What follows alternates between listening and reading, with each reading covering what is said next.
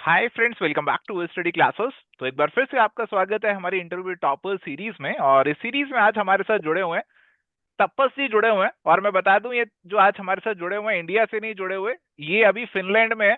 और इन्होंने समय निकाला कि आपके साथ स्ट्रेटेजी डिस्कस करेंगे, अपने साथ अपनी जर्नी शेयर करेंगे। और हमारे साथ फिनलैंड से जुड़ने के लिए बहुत बहुत शुक्रिया तपस जी, आपका बहुत बहुत बधाई आपको जेआरएफ निकालने पे।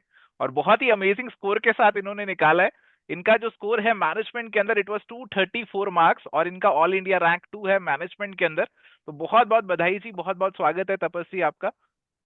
Thank you sir. Tapas ji, इस जर्नी के बारे में जानना चाहेंगे कि कहाँ से आपकी जर्नी शुरू हुई। सर मैंने 2020 में मास्टर्स की थी अपनी दिल्ली यूनिवर्सिटी से।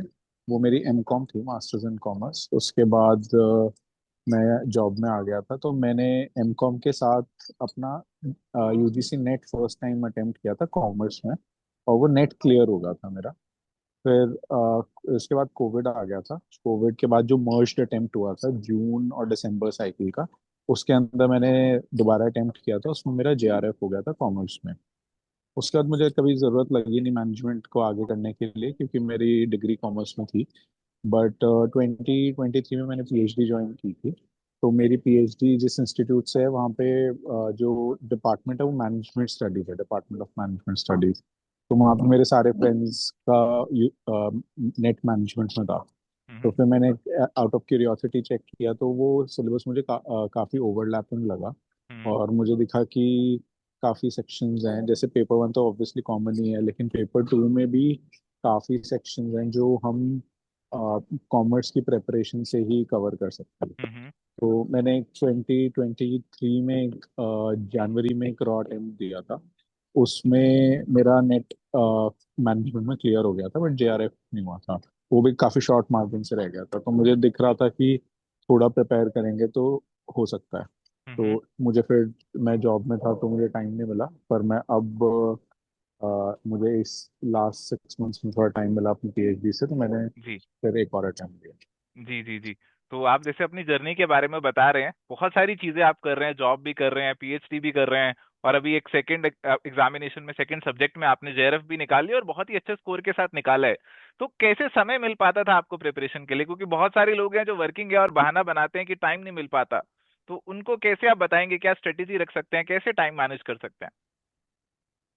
सर नेट के स्पेसिफिकली केस में तो मुझे लगता है कि स्टैटिक पोर्शन काफ़ी ज़्यादा इम्पोर्टेंट है। तो हमने जो ग्रेजुएशन पोस्ट ग्रेजुएशन में पढ़ा है पेपर टू में, उसकी काफ़ी हद तक वही कवर होता है। थोड़ा थोड़ा चेंजेस आते रहते हैं, जो कि जैसे मैंने एवर स्टडी के नोट्स रेफर किए थे उसके लिए। जैसे थोड़ा सा एग्जाम का टिल्ट होता है, वो किसी किसी तरफ शिफ्ट होता रहता है। हम्म। वो बस गेज करने की ज़रूरत है मुझे लगता है। पेपर हम्म। वन भी जैसे 50 में से मुझे लगता है 30 क्वेश्चंस प्रिडिक्टेबल होते हैं।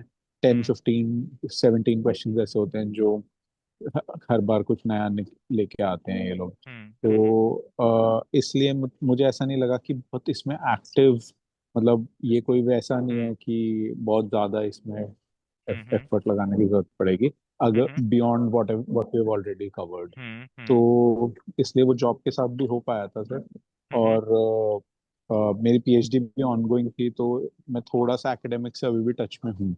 हम्म। ऑल्दो 5 साल हो गए हैं मेरे ग्रेजुएशन पोस्ट ग्रेजुएशन को।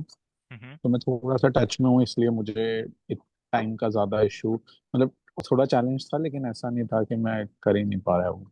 हम्म। ठीक है। तो जैसे आपने बताया कि आपने थोड़ा बहुत टाइम निकाला प्रिपरेशन के लिए, और मुझे लगता है कि कहीं ना कहीं आप एकेडमिकली जो थे अपने टाइम पे थोड़े से अच्छे रहे होंगे। और इसका बेनिफिट आपको जरूर मिला आपके एग्जामिनेशन को क्लियर करने में। बट जैसा आपने बताया कि नेट के लिए आपने स्टैटिक पोर्शन को ज्यादा इंपॉर्टेंस दी और नेट निकल गया, बट जेआरएफ तक आप पहुंचे। तो नेट और जेआरएफ में क्या डिफरेंस आपको लगा, आपकी प्रिपरेशन में क्या चेंज आना चाहिए, क्या आपको और करना चाहिए, क्या एक्स्ट्रा होना चाहिए जेआरएफ तक पहुंचने के लिए। तो सब ये बहुत अच्छा आपने पॉइंट उठाया डिस्कशन के लिए, क्योंकि नेट यूजुअली हम देखते हैं काफ़ी लोगों का क्लियर हो जाता है, और फिर वो जेआरएफ के लिए काफ़ी अटेम्प्ट्स देते रहते हैं। हम्म। वो आई थिंक काफ़ी, मैंने जेआरएफ के लिए देखा कि मार्जिन ऑफ एरर धीरे धीरे करके कम होता जा रहा है।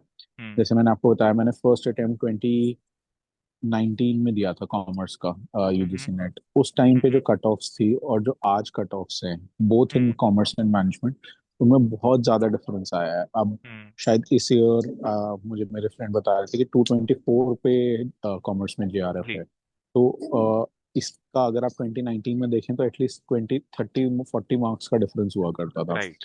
तो जेआरएफ का मार्जिन ऑफ एरर कम होने से हमें जो फाइन क्वेश्चंस हैं, मतलब जो फाइन डिटेल्स हैं हम्म। कॉन्सेप्ट्स में, उसमें भी ध्यान देने की जरूरत पड़ रही है।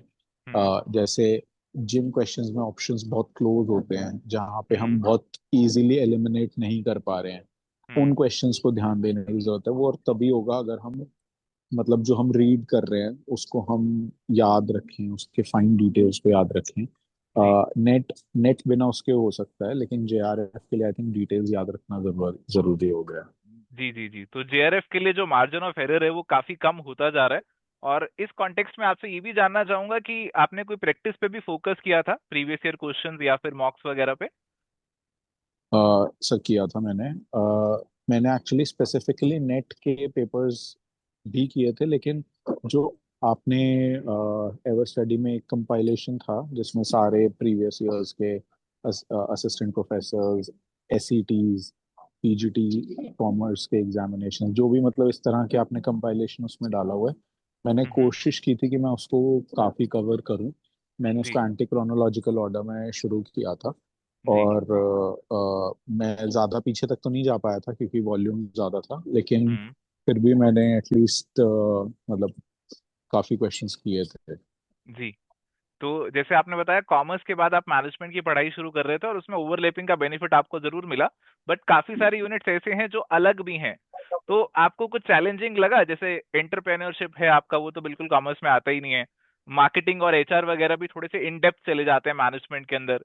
तो आपको क्या चैलेंजिंग लगा कुछ ऐसे टॉपिक्स को कवर करना? आपको लगा कि और डेप्थ में पढ़ना पड़ेगा, या कैसे आपने उन टॉपिक्स को फिर मैनेज किया?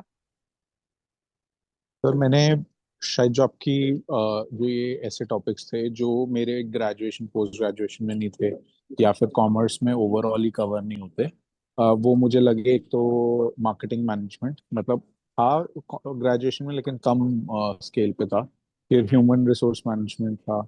जी industrial, not industrial, banking financial जी जी। इंस्टीट्यूशंस जो है, उसके हम्म। भी क्वेश्चंस कहीं ना किसी फॉर्म में मैनेजमेंट में आ रहे हैं। हाँ, तो एंटरप्रेन्योरशिप के अंदर आते हैं। जी एंटरप्रेन्योरशिप में आ रहे हैं।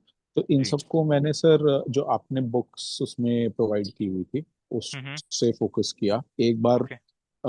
रीड किया उसको, एक दो बार रीड किया। ओके। पर उसमें बहुत सारी टर्मिनोलॉजीज थी, जैसे मार्केटिंग में बहुत राइट। टाइप के मार्केटिंग्स हैं, बहुत टाइप के थ्योरीज में अलग अलग एस्पेक्ट्स हैं। तो जितना मैं कर पाया वो मैंने किया। पर जी वो मेरा प्राइम डॉक्यूमेंट था। उसके जी। बाद फिर जो बुक्स के बाद फिर मैं, आपने शायद टॉपिक वाइज सेग्रीगेट करके भी क्वेश्चंस डाले हुए हैं अपने राइट। कोर्स में, तो मैंने राइट। उन टॉपिक जो मेरे वीक एरियाज थे, मैंने उन टॉपिक्स को कवर किया, उन क्वेश्चंस को स्पेसिफिकली कवर किया जी यूनिट वाइज जो आपने डाला जी हुआ है। जी। जी तो जी। That also help. ओके, तो नोट्स में से आपने जो आपको अलग से टर्म्स लगे वो उनको आपने डिटेल में पढ़ा और फिर प्रैक्टिस किया, ताकि वो वाले जो एक्स्ट्रा टॉपिक्स है उन पे भी आपकी एक कमांड आ जाए। ठीक है, तो जी सर। बहुत अच्छे से आपने अपनी जर्नी के बारे में बताया। और एक बहुत ही अमेजिंग स्कोर आप लेकर आए, और काफी सारे फ्यूचर एस्पिरेंट्स होंगे जो इस स्कोर के पास पहुंचना चाहेंगे। तो उनके लिए आप क्या फाइनल एडवाइस देना चाहते हैं? सर वही कि मार्जिन ऑफ एरर और आगे एक्सपेक्टेड है कि कम होगा, क्योंकि बहुत सारा कंपटीशन है इस फील्ड में। पहले होता था कि नेट में इतना मतलब number of candidates appeared versus number of candidates applied का भी प्लॉट करेंगे तो दोनों हम्म। में गैप कम होता जा रहा है। इसका मतलब हम्म। लोग सीरियस एस्पिरेंट्स बढ़ रहे हैं, हम्म। और overall number of candidates applied भी बढ़ रहे हैं। तो इसका मतलब जी कंपटीशन तो आगे भी बढ़ेगा। जी। तो हमें थोड़ा हायर साइड पे ही फोकस करके पढ़ना चाहिए। Paper one is also very important in that sense कि पेपर वन के जो हमारे 30 35 क्वेश्चन हैं, जो हमें पता है कि रीडिंग कॉम्प्रिहेंशन, लॉजिकल रीजनिंग, इन्हीं से आने हैं, उसमें हम गलती ना करें। और जो 15 आउट ऑफ द बॉक्स आ रहे हैं, कुछ भी पिक के आता है, उसके लिए भी हम बहुत लॉजिकल गैस लगाएं, ताकि अगर गैस लगा रहे हैं तो मतलब लॉजिकल लगाएं, ताकि हम एटलीस्ट दो में नैरो डाउन करके फिर हम उसमें गेस लगाएं। उससे हमारी एक्यूरेसी बढ़ेगी। तो इन दोनों का जी कॉम्बिनेशन करेंगे तो आई थिंक स्कोर काफी इंप्रूव होने के चांसेस हैं। जी जी बिल्कुल। तो मार्जिन ऑफ एरर कम हो रहा है और हमें भी अपने एरर्स कम करने हैं। और उसके लिए मुझे लगता है कि जैसे इन्होंने बहुत सारी चीजें करी और प्रैक्टिस पे भी फोकस किया, तो ये चीज सभी को कहीं ना कहीं करनी पड़ेगी, तभी आप कहीं ना कहीं एग्जामिनेशन हॉल में जो मार्जिन ऑफ एरर है उसे कम कर सकते हैं। बिकॉज सारे सवालों को प्रिडिक्ट करना तो बहुत ही मुश्किल है। तो आपको एग्जामिनेशन हॉल में दिमाग लगाना आना चाहिए, और वो चीज प्रैक्टिस से आप थोड़ा सा इंप्रूव करने की कोशिश कर सकते हैं। तो तपस्वी ने बहुत अच्छी अच्छी बातें हमें बताई, और बहुत बहुत शुक्रिया आपका आज हमारे साथ जुड़ने के लिए। आप इंडिया में नहीं है फिर भी आप हमारे साथ जुड़े, आपने अपने इनसाइट शेयर किए, बहुत अच्छा लगा तपस्वी। एक बार फिर से आपको बहुत बहुत कॉन्ग्रेचुलेशन, बहुत बहुत शुक्रिया जुड़ने के लिए। Thank you sir, thank you so much. चलिए, तो यहाँ पे आज के सेशन को हम कंक्लूड करते हैं। मिलेंगे नेक्स्ट सेशन में एक नए टॉपर के साथ। Till then goodbye, take care, all the best.